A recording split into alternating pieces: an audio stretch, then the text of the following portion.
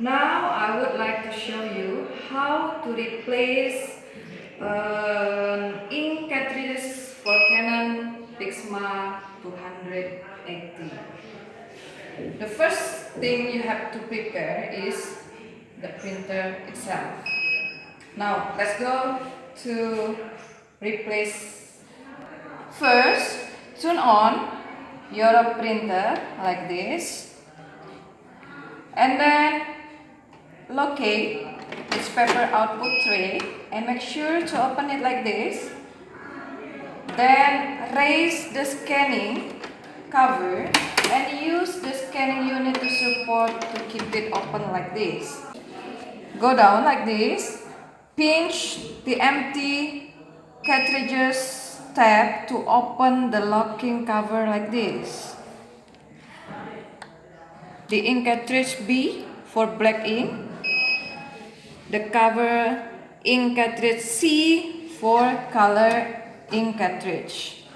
Then pull out both of them.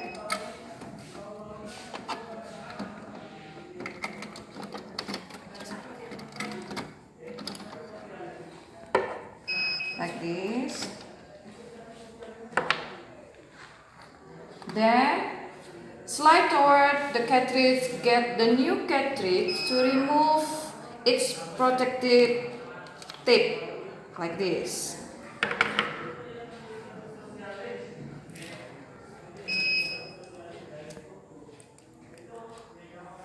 Remember, C for color.